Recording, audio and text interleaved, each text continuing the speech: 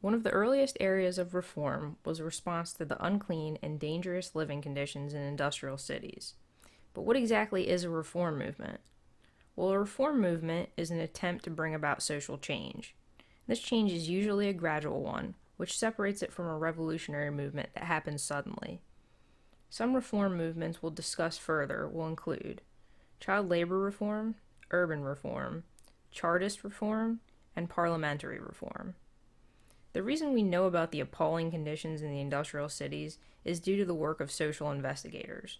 For instance, by observing the dirty appearance and stunted growth of child laborers, many reformers began to ask why. Why did working children appear to be smaller and more prone to illness than non-working children?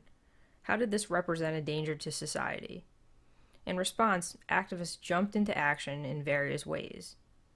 Many reformers were from financially affluent families. They viewed the problems of the poor as threats to their own lifestyle.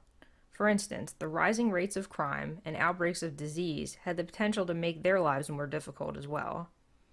One example was cholera, a deadly disease that had been affecting European cities in the 1830s and 1840s. Because the disease became more prominent in the overcrowded cities, wealthy city dwellers began to call for reform too. Since the Industrial Revolution began in Great Britain, the social problems created by this change were observed by British reformers early on. Edwin Chadwick was a reformer with a background in law. He was most noted for his work with the Poor Law Commission. During this time, he initiated a 3-year investigation into the living conditions of Britain's working class.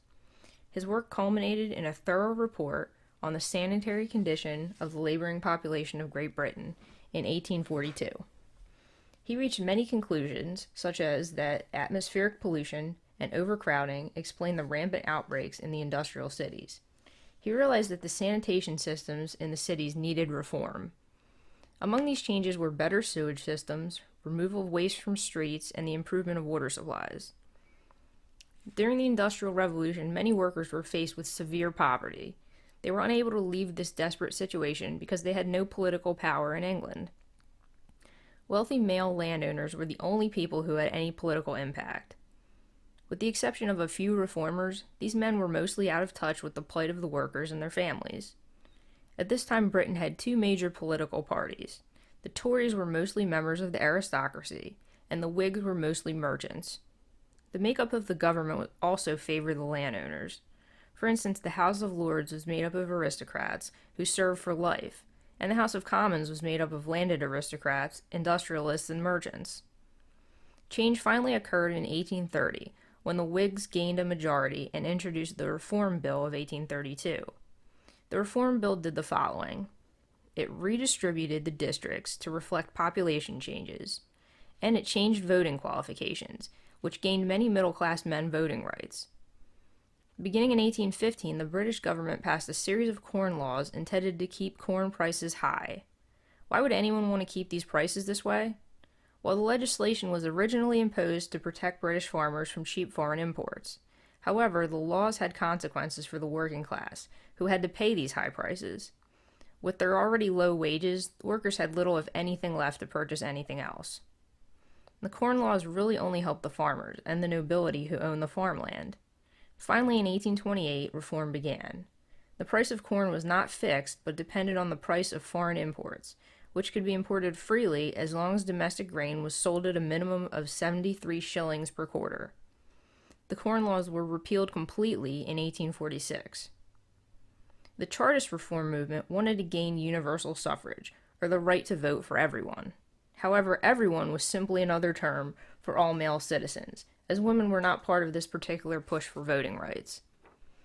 This movement was labeled Chartist because it was based on a document called the People's Charter, drafted by William Lovett in 1838. This text called for the following demands to be met. The right of all men over 21, as long as they weren't insane or criminal, to vote. Electoral districts were equally represented. The abolition of property requirements for members of Parliament, monetary compensation for all members of Parliament, annual elections, and voting done in secrecy. After circulating the document, the Chartists secured almost 250,000 signatures. However, the House of Commons still rejected the terms in 1839.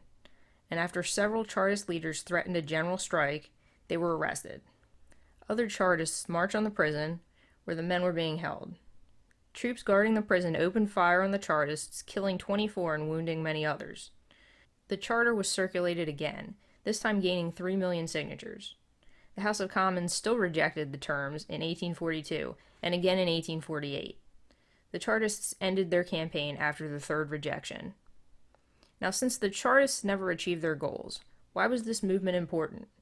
Well, first, because the civil unrest these movements caused influenced the desire for working-class representation in the British government.